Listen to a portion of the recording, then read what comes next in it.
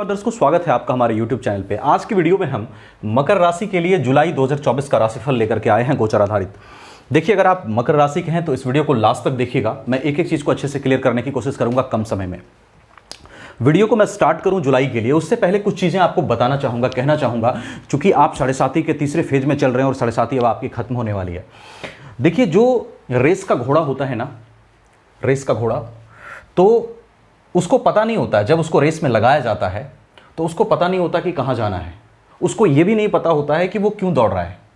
वो अपने मालिक के द्वारा या घुड़सवार के द्वारा दिए गए पेन या प्रेशर के कारण ही दौड़ता है।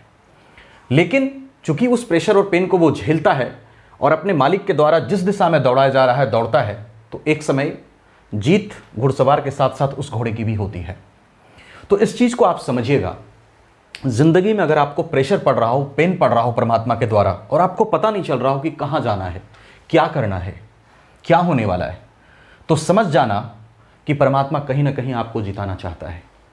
इस पर हम और बात करेंगे, लेकिन उससे पहले हम जुलाई का राशिफल देखते हैं। लास्ट में थोड़ा सा बात करेंगे इस पर, क्योंकि 7.5 में आपको बहुत सारी प्रॉब्लम्स हुई हैं और अब खत्म होने की ओर है 7.5, तो बहुत सारे होप अब आपके आने वाले समय में भी दिखाई दे रहे हैं, क्योंकि 7.5 आपकी अब जाएगी। तो उस पर भी थोड़ी सी चर्चा लास्ट में करेंगे, लेकिन जुलाई का राशिफल पहले देख लेते हैं। देखिए, जुलाई में सबसे पहले बात करूं शनि लग्नेश की। लग्नेश होकर के आपके सेकंड हाउस में पॉजिटिव हैं। यहां पर शनि की जो प्लेसमेंट है वो अच्छी है। लग्न पर किसी भी ग्रह का पाप प्रभाव नहीं है, गुरु की दृष्टि है लग्न पर, तो आपके व्यक्तित्व में कहीं ना कहीं एक ठहराव है। कोई खास परेशानी लग्न में नहीं है, तो इस वजह से कोई खास दिक्कत आपके बॉडी या मन पे दिखाई नहीं दे रहा है। हाँ, जो पहले से परेशानियां रही हैं उसके कारण जो थोड़ी बहुत दिक्कत आपके मन में है वो एक अलग बात है, लेकिन वैसे जुलाई में कोई खास परेशानी आपको दिखाई नहीं दे रही है। स्वास्थ्य को लेकर के स्थिति ठीक दिख रही है। वेल्थ एक्युमुलेशन शनि आपको करा सकते हैं जुलाई के महीने में, क्योंकि शनि यहाँ पर कुंभ राशि में अपने ही घर को बल प्रदान कर रहे हैं। फैमिली लाइफ भी अपनी आपकी अच्छी रखे हुए हैं। हाँ, वक्री भी हो रहे हैं, जुलाई में वक्री रहेंगे, तो वक्री शनि का क्या प्रभाव रहेगा आपके लिए, उसके लिए अलग से वीडियो बनाई हुई है आपके मेरे चैनल पर, आप जाकर के देख सकते हैं। तो कमोबेश जो प्लेसमेंट है, प्लेसमेंट से लग्नेश की पोजीशन अच्छी है और स्वास्थ्य और धन जमा को लेकर के स्थिति आपकी ठीक दिख रही है। अच्छी संभावना इन दो चीजों को लेकर के बन रही है। उसके बाद देखिए, बात करें तो बुध 19 जुलाई तक कर्क में रहेंगे। जो सेकंड इंपॉर्टेंट चीज है जो आपके लिए अच्छा दिख रहा है जुलाई के महीने में, 19 जुलाई तक बुध कर्क में रहेंगे और फिर सिंह राशि में जाएंगे। भाग्यश होकर के बुध 7th हाउस में बैठेंगे, अच्छी प्लेसमेंट है। त्रिकोण के लॉर्ड होकर के केंद्र में बुध जाएंगे और 7th हाउस में जाएंगे। अपने लाइफ पार्टनर से विचार विमर्श करके काम करिएगा, फायदे में रहिएगा।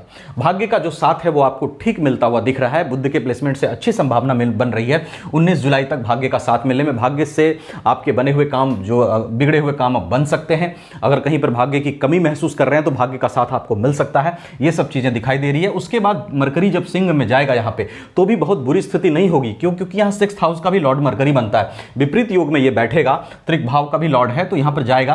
कोई खास परेशानी तब भी नहीं दिखाई दे रही है। तो कमोबेश भाग्य को लेकर के स्थिति जो है वो ठीक दिख रही है, अच्छी दिख रही है आपके लिए। भाग्य का साथ कई चीजों में आपको जुलाई के महीने में मिल सकता है।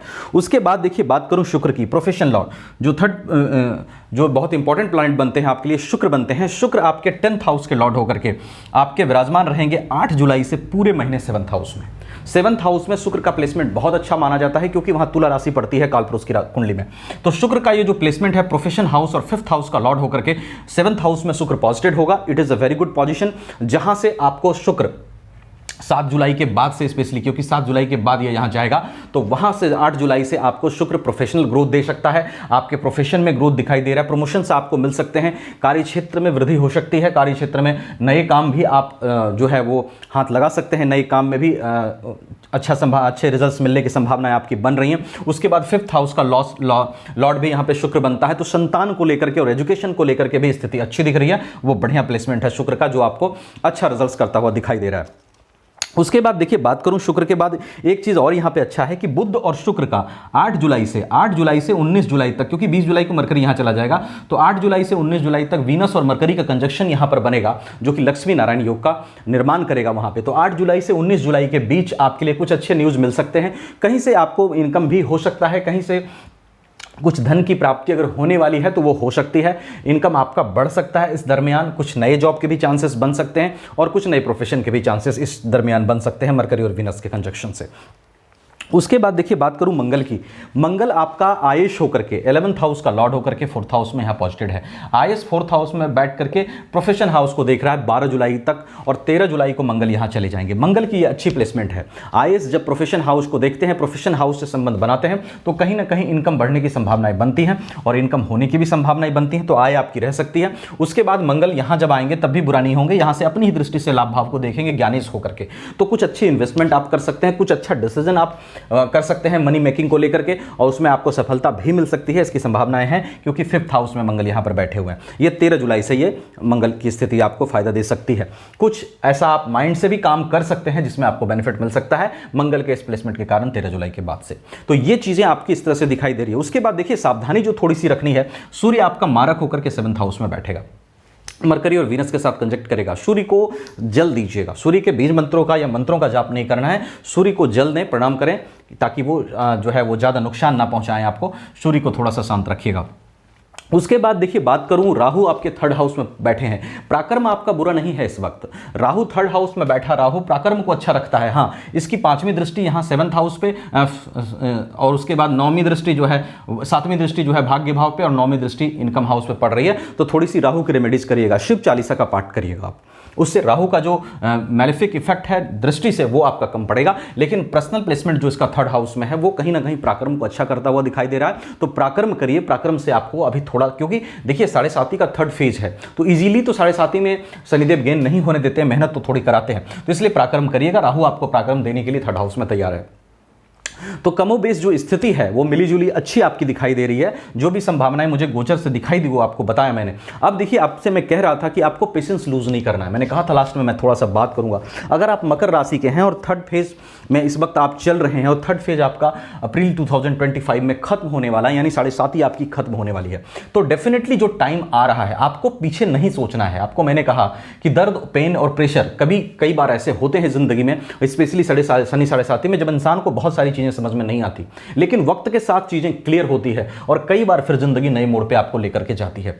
तो डेफिनेटली बदलाव संभव है। आने वाला वक्त आपका भी हो सकता है, आने वाला वक्त आपका हो सकता है, क्योंकि 7.5 के बाद या उतरती 7.5 में भी कई बार अच्छे रिजल्ट सनी करते हैं। तो डेफिनेटली आपको यह समझना होगा कि 6.5 ईयर्स आपने निकाल लिया है। 1 ईयर आप पेशेंस रख के थोड़ा सा निकालिए। उसके बाद सैटर्न आपके 3rd हाउस में आ जाएंगे, 7.5 खुद ही खत्म हो जाएगी। तो वहां शनि चाहे ना चाहे उनको 7.5 का नेगेटिव इफेक्ट खत्म करना ही करना है, क्योंकि वो टाइम पीरियड ही निकल जाएगा।